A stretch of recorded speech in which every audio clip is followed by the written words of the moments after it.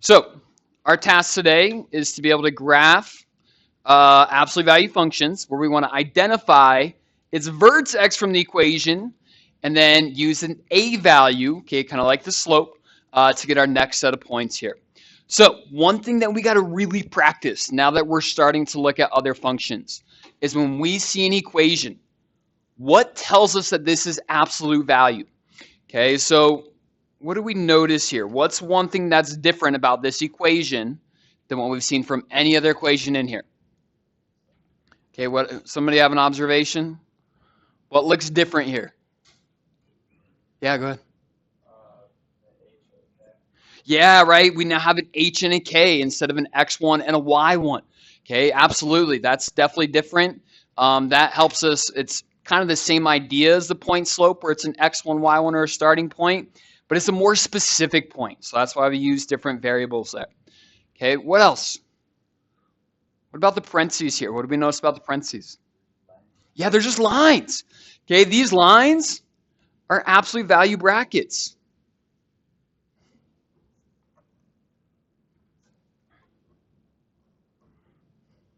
Okay, so they have, instead of parentheses, the up and down or the vertical brackets.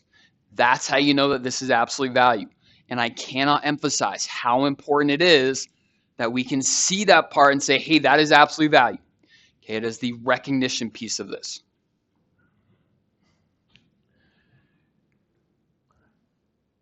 All right, another difference, instead of m, which has represented our slope in a line, we're using the variable a. Okay, a is just like our slope, or like the rate of change. Okay, and this a value is going to tell us two things. Okay, it will tell us a over 1, which is the rise over run. And we'll say it's kind of like the slope. Okay, typically we don't use the word slope with anything other than an equation that's linear, because it's not constant. If we remember about our absolute value tables, right, it's constant but with the plus and the minus. Okay, so even though it's kind of constant, the plus and minus makes it technically not constant. Now, the other thing that a value is going to tell us is whether or not our graph opens up or down. Okay, and we're going to see that these are V-shaped graphs. So if a is positive,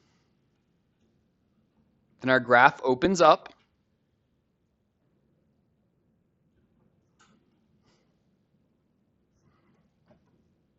And if a is negative,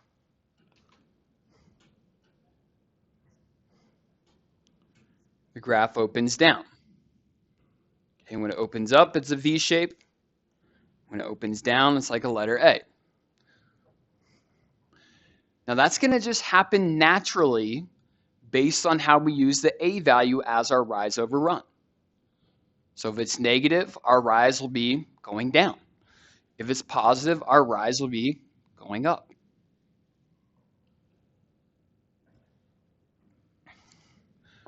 Okay, the other difference here, in point slope form of a line, the point we saw in equation could be any point on the line. When it's absolute value, the point we see in the equation is very specific. It is the vertex or the turning point.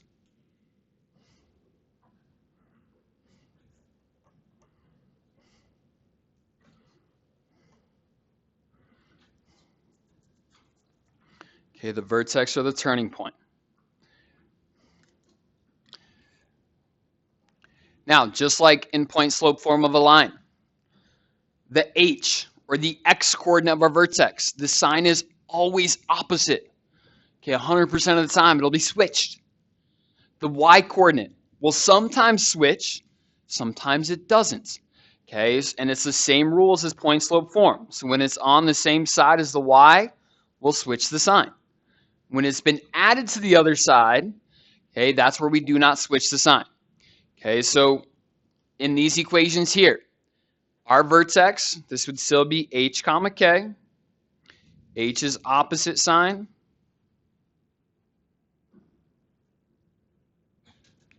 In this form, the k sign stays the same.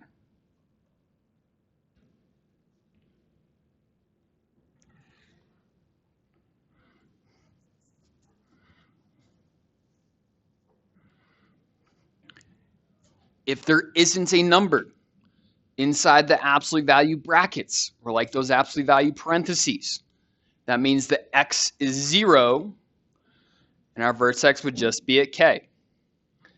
Because the k shows up after the absolute value brackets, the sign does not switch. It stays the same.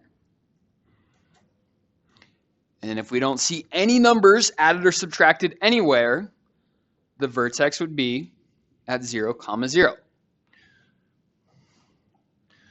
So again, this is almost entirely the exact same as point slope form. The only difference is how we're going to use that a value, or how we use the slope to go from that vertex point to get to the others. Okay? And all this is really helpful once we see an example here. Okay.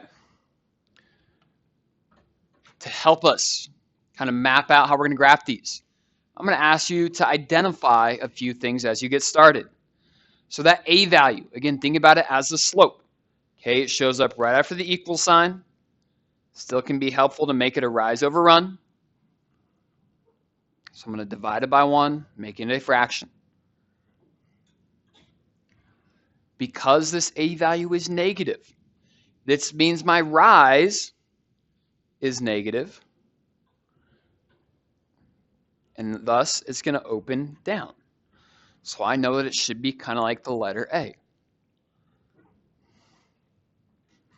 The vertex, the x coordinate, comes from the number added or subtracted next to the x.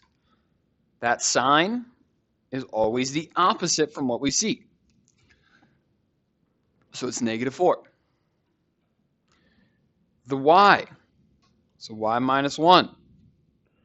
Because that's on the same side as the y, I have to switch the sign on that as well. So my starting y coordinate is +1. Again, just like if I was graphing a line in point slope form. So now I'll plot the vertex at -4, 1. And then here's where this gets different. When we go to use our slope, the rise of -2 telling us to go down 2, the run of 1, we're going to run in both directions. That's how we create the V. So I'll go down 1, 2, over 1 in both directions. And then we'll do that same thing. I'll go down 2, over 1 to the right, down 2, over 1 to the left. Once we have 5 points, we can connect this, and we have our V-shaped line. Or A-shaped line, I guess, in this case. Okay, so it's kind of nice because we don't have to be as specific about going left or right to create that positive or negative slope. Okay, as long as we're identifying whether it opens up or down, makes it really easier. Okay, any questions so far?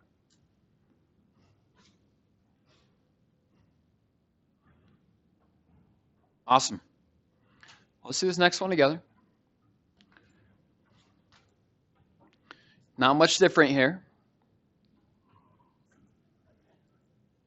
That a value, again, kind of like our slope, what shows up right after the equal sign is 1/3.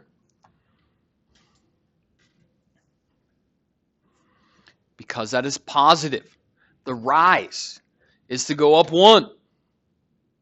Okay, think about this as still rise over run. So since we're going up, this graph is going to open up and thus be more like a V.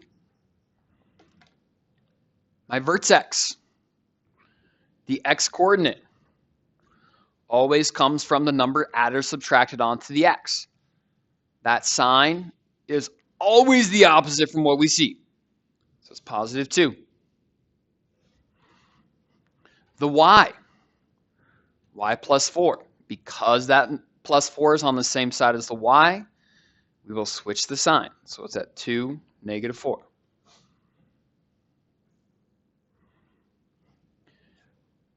Okay, so we'll plot our vertex at 2, -4. And then watch carefully how I use this a value. I got to rise by 1. So I'm going to go up 1. Since the run is 3, we're going to go over 3 in both directions. So up 1 and right 1, 2, 3. And left 1, 2, 3. I'm going to do that again. This time from each point that I just plotted, where I'll go up 1, still to the right 3, and up 1 and to the left 3. Once we have 5 points, connect them to make our V or A-shaped graph.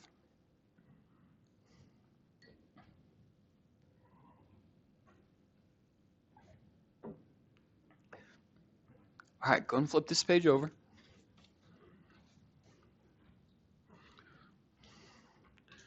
Let's just maybe do like 1 or 2 more. And then we can maybe save the last couple as like our warm-up for the block day. And again, we're going to be in a great place for block day to be lots of work time. Gives me an opportunity to come around and answer some questions. Okay. All right, the A value here. Uh-oh. I don't see a number after the equal sign. Now we're back to that conversation about invisible numbers. What's the slope for the A value here? Leo, what do you think? It's 1. Okay, we can never have a slope. I shouldn't say never. Hardly ever will you have a slope of 0. Okay, especially with absolute value. If it was 0, this wouldn't even be absolute value anymore. Okay, so this is that invisible 1. So again, when the slope or the A value is invisible, it'll always be a 1. Okay, when an X or Y coordinate is invisible, that's when there'll be zeros. Since that is a positive 1, tells me this opens up. My vertex, the X is always opposite. So it's positive 1. This plus 3, that's my Y coordinate.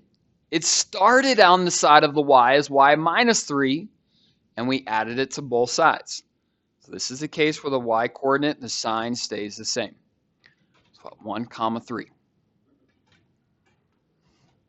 So I'll go right 1, up 3 for the vertex. Then to get our V-shaped graph, we'll go up 1, over 1 in both directions. Do it one more time to get the V-shaped graph.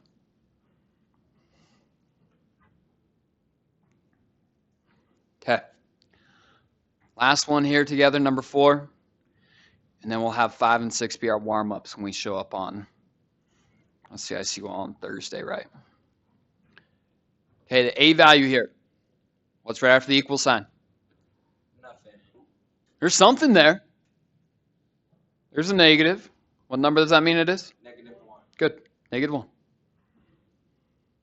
Since it is negative, it's going to open down. My vertex, I don't see any number added or subtracted to the X inside the absolute value brackets, making the starting X 0. Then the starting Y, so it shows up after the absolute value brackets, 7.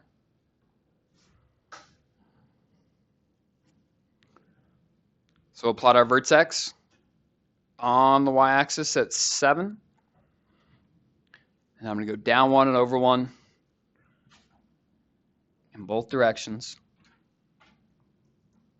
And this time we'll get our A-shaped graph.